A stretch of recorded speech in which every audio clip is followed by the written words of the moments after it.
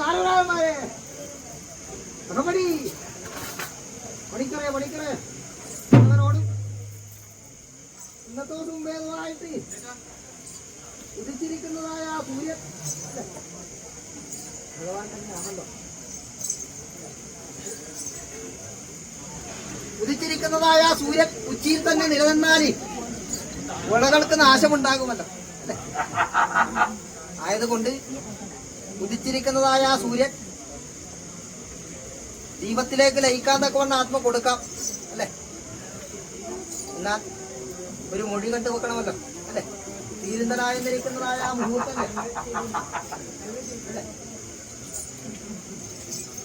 കേരളം എന്നിരിക്കുന്നതായ മഹാഭൂമിയുടേതായിരിക്കുന്ന അക്ഷയകണ്ഠ കരുതി 1448 ദേവപ്രതിഷ്ഠ, 108 ശിവക്ഷേത്രം,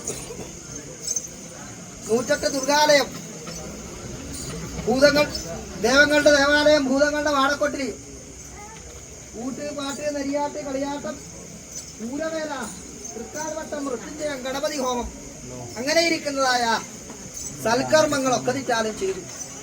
എന്തിനാ അറിയോ? എന്തിനാ? ജ്ഞാനം വർദ്ധിക്കണം, ഐശ്വര്യം വർദ്ധിക്കണം. ഐശ്വര്യം വർദ്ധിച്ചിട്ട്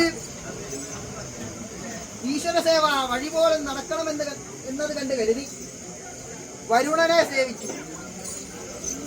അന്നോ 6 മാസം വേനലും 6 മാസം വർഷവും ഉണ്ടാക്കി. എന്തിനായിക്കൊണ്ടാണ് അറിയോ? മലയാള ഭൂമി എന്നിരിക്കുന്നതായ രക്ഷയെ കണ്ട് കരുതിയിട്ട് കാലം പിഴച്ചുകൊണ്ട് കാലം പിഴച്ചില്ലേ? കാലത്തിനൊത്ത കോലം കരുതുക കലിരാജന്റെ ചോരത്തിളപ്പാം. കാലം വന്നിങ്ങണഞ്ഞു, ഹരിയുടെ കലയും ദൂരവേ പോയി മറഞ്ഞു. കാലം താപാഗ്നിയിൽ വീണു ഉടലുരുകും, അതിനുള്ള യോഗം നിറഞ്ഞു. ആ രോഗം മാർവിളർന്നു, ശിവശിവ ഇനിമേൽ ഇതെന്തെന്ന് ആരറിഞ്ഞു. കലികാലം ആണല്ലോ ഇത് അല്ലെ. കലിയുഗത്തിനകത്ത് പന്നകത്തെ കണ്ടാൽ പാശമെന്നും അല്ലെ, പ്രതിഷ്ഠ കരിങ്കല്ലെന്നും ദൈവം നാസ്തിയെന്നും അങ്ങനെ ഇരിക്കുന്നതായ കലികാലം തന്നെയാണല്ലോ. എന്താണ് വേണ്ടത് കലികാലത്തിനകത്ത് അറിയോ? അറിയോ? നിങ്ങൾക്ക് അറിയോ? ജ്ഞാനമാ കൃതയുഗേ, യത്നമാ ത്രേതായുഗേ, പിന്നീട് ദ്വാപരം തന്നിലാം അക്ഷരം കീർത്തനമല്ലോ കലിയിൽ വേണ്ടത് അല്ലെ. എന്തിനാ? ആർത്തിവിനാശനന്റെ സേവകൾക്കായിട്ട് അല്ലെ. കലികാലത്ത് നിങ്ങൾ കീർത്തിക്കുന്നതായ ആ കീർത്തനങ്ങൾ അല്ലെ, അനേകം നാമധേയങ്ങളുണ്ട് ഭഗവാന് അല്ലെ.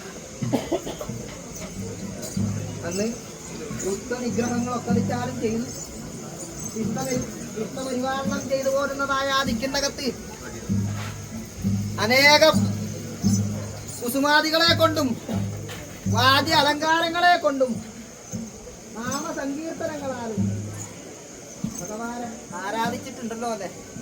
ഗ്രാഹ്യമുണ്ടല്ലോ ഇതങ്ങളെ അറിയാലോ അല്ലെ. മുല്ലമല്ലിക കനകനാരി ജയമന്തികം പിച്ചകം കരിങ്കൂവളം കുറുവണി ചെന്താമര വെന്താമര മാതളപ്പൂ ശംഖുപുഷ്പം കൃഷ്ണതുളസി അങ്ങനെയിരിക്കുന്നതായ കുസുമാദികളെ കൊണ്ടും എച്ചെറിയുന്നത് ശംഖുമിടാവലി ചെറുതുടി അപ്പോളക ഇടക്ക ഉടുത്ത് പടഹം താളം ചെണ്ടനിമില നേർമംഗളം കൊമ്പുംകുഴൽ ശങ്കുന്തരി വീരവഥളം വിശേഷാലെന്റെ ദേവതുന്തുമി അങ്ങനെ ഇരിക്കുന്നതായ വാദ്യ അലങ്കാരങ്ങളെ കൊണ്ടും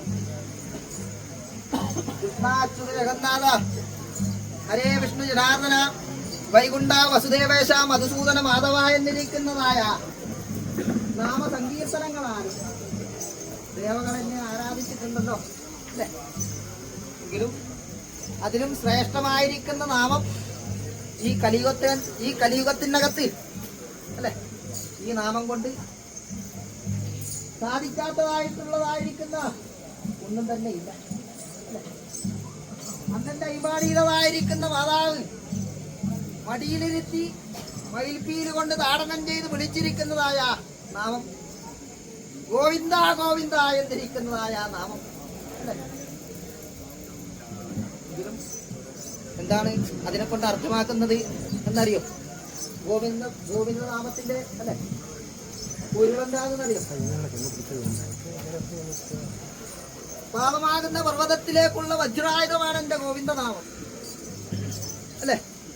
ജനിമൃതിയാകുന്നതായ മഹാരോഗങ്ങൾക്കുള്ളതായിരിക്കുന്ന